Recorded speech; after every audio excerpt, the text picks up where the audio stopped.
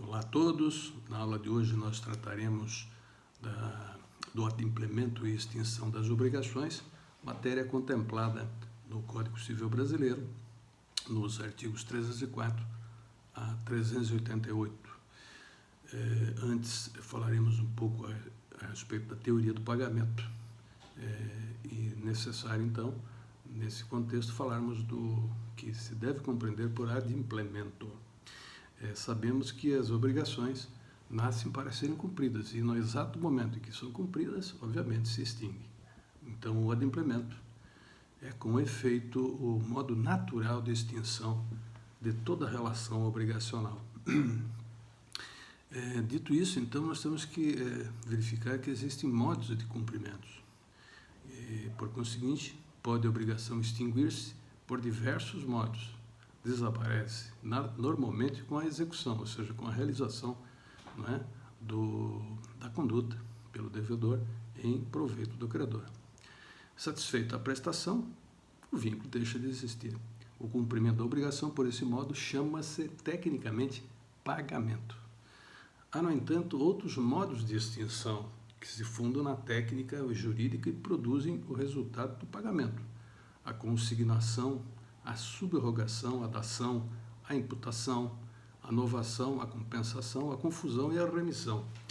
Estes últimos serão examinados em um próximo momento, quando tratarmos do pagamento imperfeito, ao contrário do que por primeiro falaremos, que é o pagamento perfeito ou natural, também conhecidos respectivamente por morte natural da obrigação, e por morte acidental da obrigação.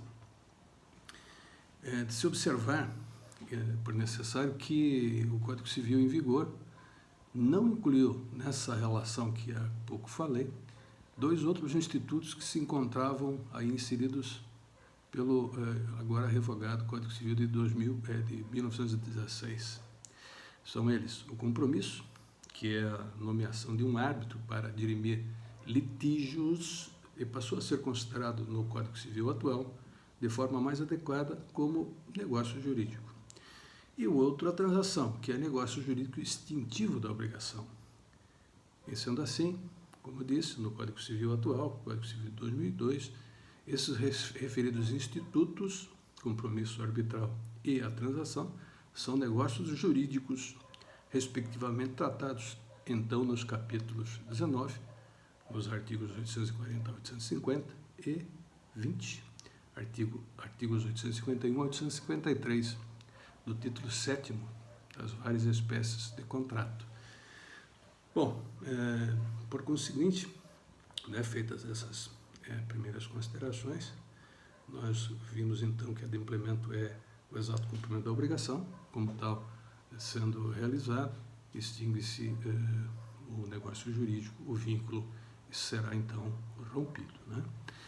Agora, por satisfação de crédito, nós temos que entender que o vínculo obrigacional se constitui para a satisfação de interesse do credor. Não lhe importa, fundamentalmente, que a obrigação seja cumprida pelo próprio devedor ou por terceiro. E aqui nós temos que recordar, então, para que seja compreendido o assunto em enfoque, que o direito das obrigações é um conjunto de regras jurídicas, formulado entre, ao menos, duas pessoas, dois sujeitos, que se ligam por um vínculo jurídico, um vínculo iuris, um elo de ligação entre eles. De um lado, nós temos o sujeito ativo, o designado credor ou acipiens da obrigação, e do outro lado, o devedor, o sujeito passivo, também designado de solvens.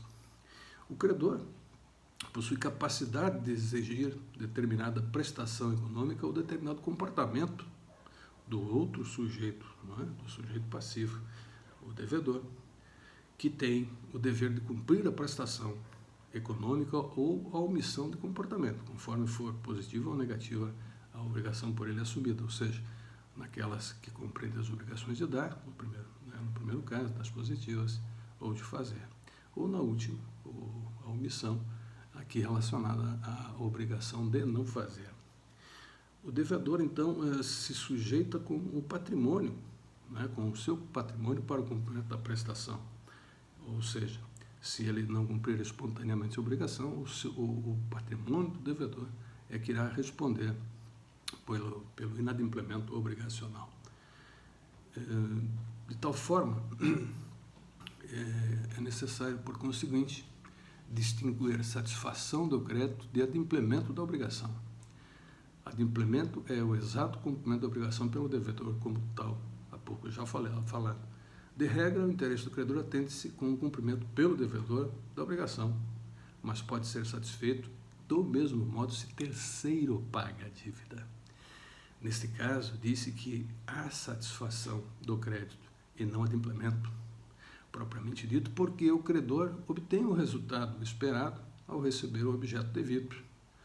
Mas não há estritamente adimplemento, porque o terceiro não é devedor nem está obrigado a pagar. Qualquer interessado na extinção da obrigação poderá pagá-la. Portanto, é indiferente que seja o pagamento feito pelo próprio devedor ou por um terceiro, não é? O que interessa ao credor é que seja satisfeito o seu crédito, não é? Todavia, se o devedor cumpre a obrigação, tem-se que o pagamento assim não resultará em nenhuma outra consequência, está totalmente desfeito o vínculo jurídico. Se um terceiro, entretanto, paga a dívida, e depois adiante nós veremos se esse terceiro é ou não interessado na solução dessa obrigação, decorrerá daí outras circunstâncias. Se o terceiro for interessado, ele se subrogará no crédito, podendo então voltar-se com todas as garantias do crédito contra o devedor, a quem aproveitou o pagamento por ele feito. Se, entretanto, o terceiro não for interessado, ou seja, não estiver vinculado ao negócio jurídico, ele também terá um direito, mas o direito de reembolsar-se da quantia paga, ou por ele paga ao credor, certo? Ou seja, ele poderá reembolsar-se para reaver em ação de regresso ou em reverso, como alguns autores preferem assim se reportar, daquela quantia por ele paga contra o devedor que foi satisfeito pelo pagamento por ele feito. O que aqui então cabe registrar, como dito, que qualquer interessado na extinção da obrigação poderá pagá-la. E, por conseguinte, como também já dito, é indiferente para o credor quem irá efetuar o pagamento, salvo naquelas obrigações personalíssimas em que interessa ao credor, e é do interesse do credor, que seja satisfeita unicamente pelo devedor, não sendo assim possível o pagamento ser realizado por terceiro.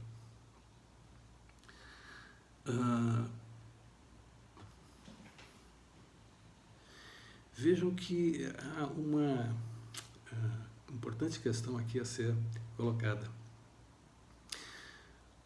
Há critérios, ou melhor dizendo, há créditos que só satisfazem o adimplemento chamado stricto sensu, como os que têm por fonte contrato in tuc personam, né? E o que, apesar de não ser obrigação personalíssima, tem o credor interesse em que seja cumprida pelo devedor, pelo que pode recusar a prestação de terceiro. Então, aqui reforçando o que antes havia dito. Se ocorre adimplemento, a obrigação, por conseguinte, né, reafirmando o que já falei, a obrigação se extingue de modo absoluto. Mas se o interesse do credor é satisfeito mediante a intervenção pró-soluto de terceiro, a extinção se dá de modo relativo. Por isso, o devedor continua obrigado, embora em relação a quem satisfez o credor. Extingue-se o vínculo entre o devedor e o credor, mas, no momento, nasce outro que prende aquele ao terceiro novo credor, por haver pago a dívida.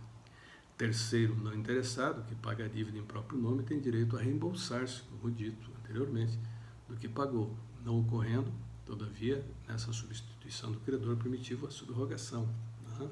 Que fica aqui, então, por mais uma vez dito e reforçado.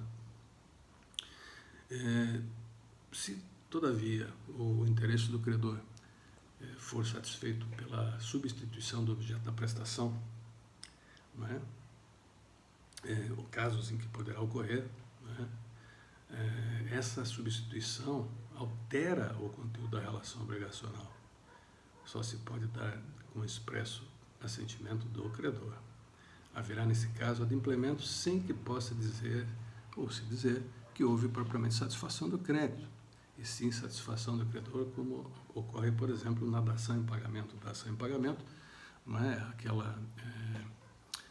aquela situação em que o devedor, não podendo cumprir por qualquer razão com a entrega do objeto da obrigação, né, oferece outra coisa no lugar. Lembre-se, o credor não é obrigado a aceitar outra no lugar, né, ainda que mais valiosa, se assim não está contemplada no contrato. Mas se ele vier, por qualquer razão, aceitar a substituição por outro, né, objeto, a esse fenômeno se dá o nome de dação em pagamento ou datio insoluto. Dar em solução de pagamento uma coisa no lugar de outra. Né? Bom, ainda na sequência, com relação aqui à teoria geral do pagamento, nós temos que tratar da natureza jurídica do pagamento. Então, a natureza do pagamento. Vejam, senhores, senhoras, conforme a qualidade da prestação, o pagamento consiste na dação de alguma coisa, ou seja, na entrega de alguma coisa, ou na prestação de um serviço, na prática de um determinado ato, ou numa abstenção, né? Sendo a obrigação de dar, de fazer ou não fazer, respectivamente, como já sabemos. Entretanto, a natureza jurídica do pagamento é contravertida, ou melhor dizendo, controvertida, uma vez que pode ser realizado de várias formas. Explico. Por exemplo, Silvio Rodrigues e Carlos Alberto Gonçalves o consideram um ato jurídico. Karl Lorenz o diz um ato-fato que se insere no plano de eficácia do negócio jurídico. Orlando Gomes, por sua vez, afirma não ser possível qualificar uniformemente o pagamento, dependendo da análise da qualidade da prestação e de quem o realizou. No seu entender, quando feito por terceiro, é negócio jurídico. Em outras modalidades, seria ato jurídico estrito sensu. Fato jurídico, como os senhores e as senhoras sabem, ocorre independentemente da ação ou da vontade das pessoas. Exemplo, o próprio decurso do tempo, causando consequências jurídicas, como a prescrição, a decadência, a caducidade e por aí vai. Ato jurídico, por sua vez, como também os senhores e as senhoras já sabem, é a atuação humana, dependendo da vontade, para que se realizem atos com consequências jurídicas.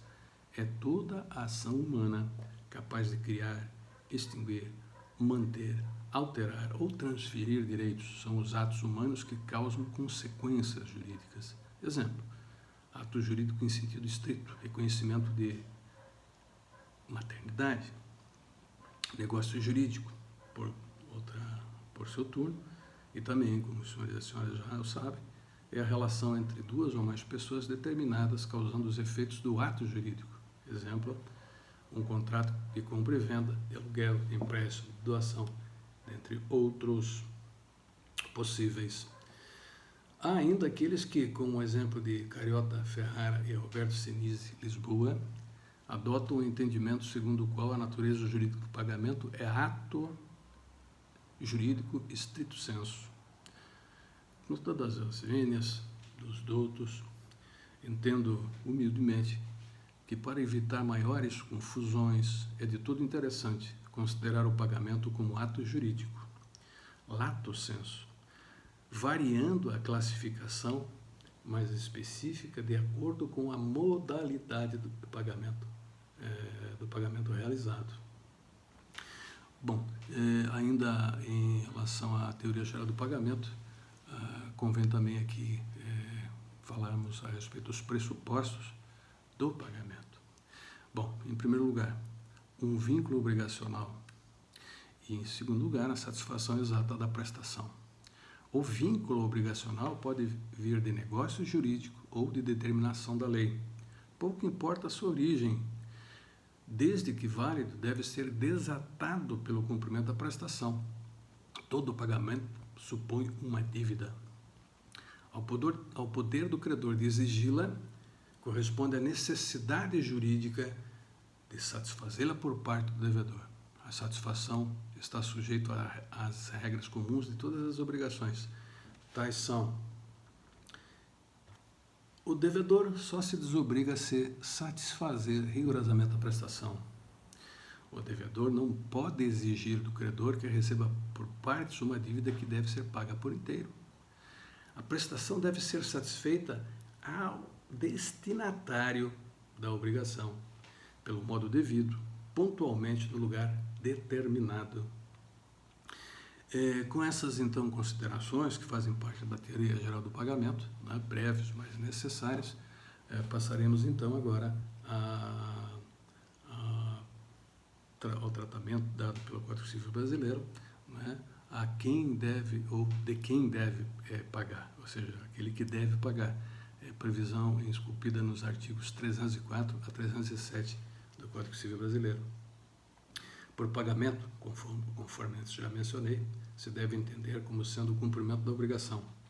Portanto, é de se deduzir ser de interesse pessoal do devedor realizá-lo, o qual se libera da relação obrigacional com o seu total adimplemento, cuja prova se demonstra por termo de quitação passado em seu favor pelo credor. Entretanto, cabe também aqui ser registrado que, segundo o Código Civil em vigor, qualquer sujeito de direito plenamente capaz pode efetuar o pagamento. E aí, a tal respeito, nós anteriormente já havíamos falado, não é? Pois bem, por conseguinte, pode o pagamento ser efetuado, como já dito e visto, por terceiro interessado. Ou seja, por quem está ligado ao vínculo jurídico obrigacional, como é o caso do garantidor pessoal, né? Que aqui poderia ser o que ocorre na fiança de uma locação, ou também do avalista, né? No aval de uma nota promissória. Também decorre do oferecimento de caução por um terceiro em dívida alheia. De chamar a atenção dos senhores e das senhoras que não há que se confundir fiança com aval. Não é? Fiança é regulamentada pelo Código Civil Brasileiro e pode ser prestada, então, por um terceiro, garantidor, em contrato. Já o aval, ele é prestado em títulos de crédito, como exemplo do que eu há pouco mencionei, aqui do exemplo mencionado da nota promissória, ou também em outro título de crédito causal, como cheque, nota duplicata, e dentre outros. Nesses casos, ocorrendo o pagamento, no primeiro caso, pelo fiador ou pelo avalista, no segundo exemplo, ou ainda na hipótese do pagamento ser efetuado pelo garantidor real que prestou a caução, daí se depreende que o pagamento foi feito por terceiro interessado, nascendo daí o fenômeno da subrogação do crédito, ou subrogação pessoal, não é? A ser exercida por quem pagou, terceiro garantidor ou conhecido devedor sem dívida, contra aquele que deveria ter pago, no caso chamado devedor com dívida. Por terceiro não interessado, agora aqui já outra hipótese, ou seja, por quem não está ligado ao vínculo jurídico obrigacional, a exemplo de um pai que pretende ajudar o filho em dificuldades, ou de um amigo, não é? Para ajudar um amigo igualmente em dificuldades. Não é? Para ter direito a reembolsar-se do que pagou, deverá o terceiro não interessado fazê-lo em seu próprio nome e por conta do devedor, ou seja, a intervenção que se verifica é em caráter absoluto. Aqui, por óbvio, não ocorre o fenômeno da subrogação pessoal, como já falado anteriormente lá no caso do pagamento feito por terceiro interessado. Aqui não ocorre esse fenômeno, mas apenas decorrerá o direito de regresso do terceiro não interessado contra aquele que foi beneficiado pelo pagamento, ou seja, contra o devedor vinculado na obrigação, e tão somente para reembolsar-se da quantia que pagou, né? O que é totalmente diferente da subrogação pessoal, na qual aquele que efetuou o pagamento, naquele primeiro caso, né, do terceiro interessado, ele age então contra o devedor que se viu satisfeito pelo pagamento que ele realizou, né, com todos os consectários do crédito, né, que ele será passado por consequência desse pagamento por ele efetuado. Já no pagamento efetuado por terceiro não interessado, vejam e notem bem que apenas o valor por ele pago ao credor, por ele satisfeito, que constituirá o direito dele de regresso em ação em reverso, assim chamada, né, como já dito anteriormente, contra o devedor satisfeito pelo pagamento que fez, tão somente, né? Portanto, algumas ainda peculiaridades que devem ser observadas pelos senhores e pelas senhoras. Caso o terceiro não interessado efetue o pagamento sem se utilizar do próprio nome, nenhum direito lhe assistirá de obter posteriormente o reembolso da quantia paga. Caso o terceiro pague antes de vencida a dívida, só terá direito ao reembolso no vencimento dela. Havendo justo motivo, poderá o devedor deixar de reembolsar o terceiro não interessado. De se observar, finalmente, que o pagamento, em qualquer hipótese, feito por terceiro interessado ou feito por terceiro não interessado, mas contra o qual o devedor se insurgiu ou que por ele era desconhecido, não o obriga ao reembolso, se ele tinha meios de impedir a ação. Ou seja, se ele podia pagar normalmente, porém não havendo oposição do devedor, a obrigação paga será considerada extinta. Pois bem, dito isso, com relação àqueles ou daqueles que devem pagar, né, como se depreende então, não somente o devedor, mas qualquer pessoa, né, sendo capaz e titular de direito, poderá efetuar o pagamento, guardadas esses requisitos, esses pressupostos mencionados. O Código Civil, na sequência, nos artigos 308 a 312, regula a situação daqueles a quem se deve pagar, ou seja, a quem deve ser feito o pagamento. Em regra, o pagamento deve ser realizado diretamente ao credor originário, é o que dispõe o artigo 308 do Código Civil, mas pode ser feito a quem o represente, representação legal, judicial ou convencional, ou a quem substituir o credor na titularidade do direito de crédito. São credores derivados, herdeiros, legatários, cessionários, subrogados e por aí vai. Então, o pagamento deve ser feito, em primeiro lugar, à pessoa em cujo favor tiver sido constituído o crédito ou a seu legítimo representante, se não tiver havido cessão da dívida. A qualquer dos credores, se a obrigação for indivisível ou solidária, não se tendo estabelecido a preferência entre eles pela iniciativa tomada por algum deles, né? A cada um dos credores conjuntos, se a obrigação for divisível e pela cota correspondente, não é?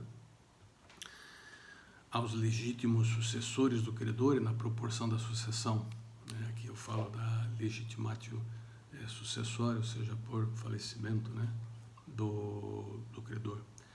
Ao subrogado ou cessionário legal ou contratual, sendo a obrigação ao portador a quem apresentar o título de crédito, salvo o caso de intervenção judicial, notificado não pertencer o título a quem detém ou detenha na ocasião.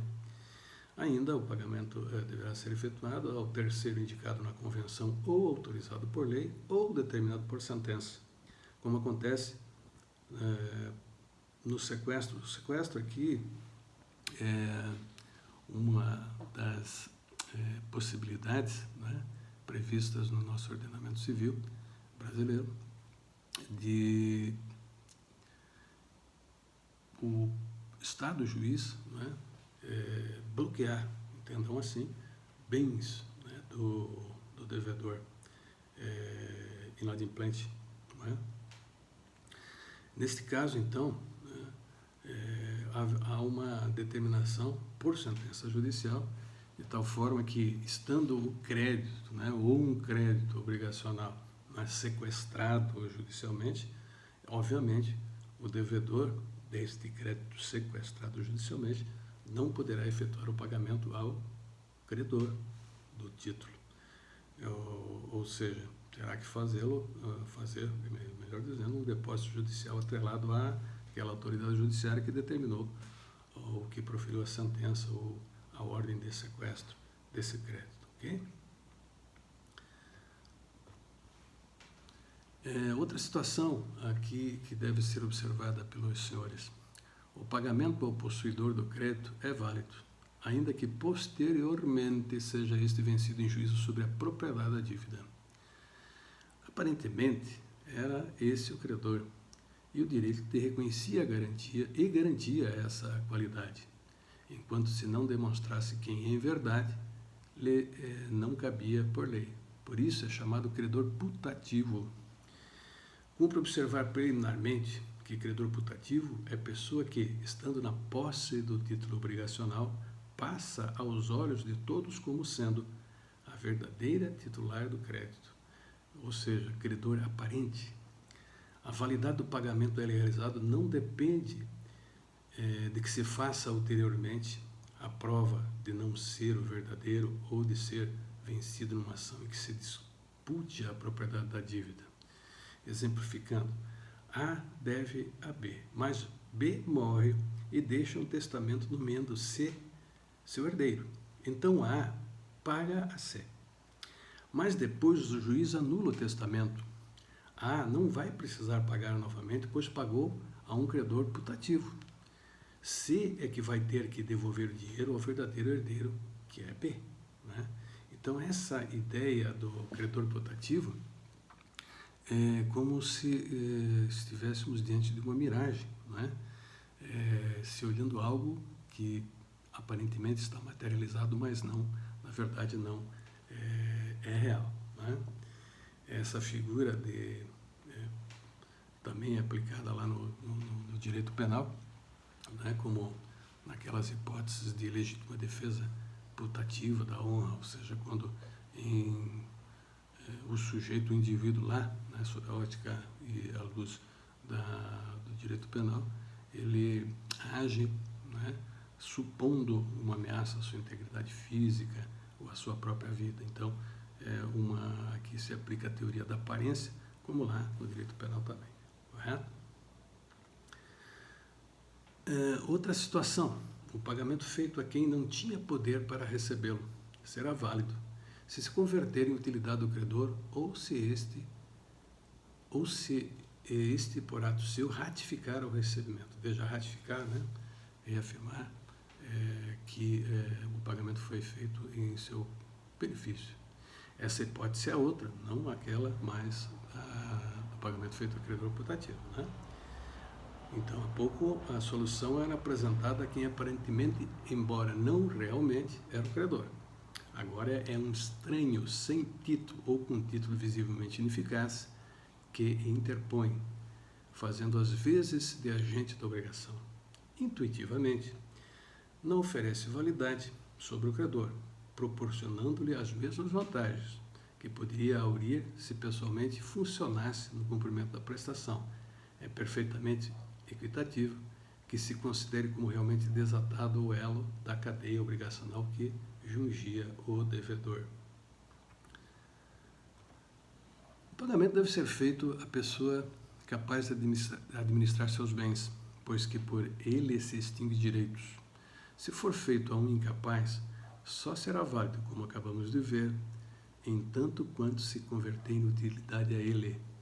Considera-se autorizado a receber o pagamento o portador da quitação, exceto se as circunstâncias contrariarem essa presunção, é o que dispõe o artigo 311 do Código Civil Brasileiro. Outra situação também que deve ser observada pelos senhores e pelas senhoras, se a dívida estiver penhorada ou judicialmente embaraçada por qualquer uma das outras figuras processuais, terá o credor competência para recebê-la.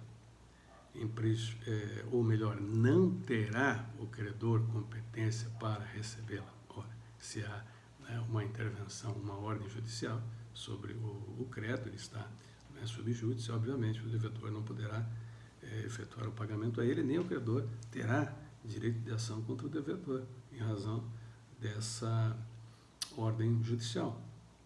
Não é? No caso da penhora, a penhora é a constrição judicial que se dá em patrimônio de alguém que está inadimplente e sendo executado judicialmente, não é? Então, por determinação judicial, um patrimônio, um bem desse devedor executado é penhorado, né, constritado judicialmente. Tá? Obviamente que, ocorrendo a hipótese da penhora, sendo o devedor executado intimado, né, de que ocorreu essa penhora, não terá ele mais como receber, né, legitimamente. Obviamente o devedor também terá que ser cientificado de que ocorreu essa penhora, porque senão ele será considerado, não é, como invicto debitório, ou seja, o devedor que desconhece o fato. Né, de tal forma que, se ambos forem intimados, o credor não terá legitimidade para receber mais o crédito e nem o devedor estará autorizado a pagar mais esse crédito penhorado ao seu credor, o que deverá então ser efetuado via judicial, mediante depósito, né, em juízo. No direito comercial é nulo de pleno direito o pagamento feito ao negociante falido, por exemplo, depois de publicada a sentença da declaração de falência. Né? Então é outra situação que também haverá de ser observada pelos senhores e pelas senhoras. Para finalizar, a respeito de quem deve pagar e quem pode pagar, né? Respectivamente, então temos que, em primeiro lugar, quem deve pagar. Incumbe ao devedor satisfazer a prestação, cumprindo-lhe, por outras palavras, pagar. Admite-se, entretanto, o cumprimento da obrigação por terceiro. O devedor tem apenas a obrigação de pagar, mas também o direito, não, ou melhor dizendo, o devedor não tem apenas a obrigação de pagar, mas também tem o direito de efetuar o pagamento, opondo-se a que terceiro juridicamente desinteressado o realize. O pagamento pode ser feito pelo próprio devedor em pessoa ou por seus auxiliares ou ajudantes, prepostos a esse fim, ou por intermédio de representantes, voluntário ou legal. Tanto quanto paga por procurador ou por intermédio dos auxiliares, é ele próprio quem cumpre a obrigação. Uns e outros apenas praticam o ato material de pagar. Já com relação a quem pode pagar, para finalizar então o assunto ora em análise, o pagamento pode ser realizado por terceiro, cumpre porém distinguir, pois o terceiro pode ter interesse ou não na extinção da dívida. O interesse há de ser jurídico. Quando se fala em pessoa interessada na solução de uma dívida, designa-se a quem esta está juridicamente empenhado em extingui-la, né, para não ficar exposto à execução judicial. São terceiros interessados, dentre outros, como já vimos, o fiador, né, o co-obrigado, devedor solidário, o adquirente do imóvel hipotecado, o avalista, ou aquele que presta caução, né, um terceiro que presta caução em dívida alheia. Dentre essas situações, né, que envolve o pagamento feito por terceiro interessado ou não interessado, já há pouco nos referimos, mas há que se observar os efeitos. Né? No primeiro caso, o efeito será o surgimento da subrogação pessoal. No segundo caso, o pagamento feito por devedor não interessado, nós teremos só o direito de regresso da quantia por ele paga. Não é? O que não se confunde uma com a outra situação, e que aqui deve então ser observado por todos vocês. Bom, esse é o assunto desta videoaula. Espero que tenham gostado e que se debrucem, né, nos citados artigos do Código Civil Brasileiro para melhor compreenderem o assunto em estudo.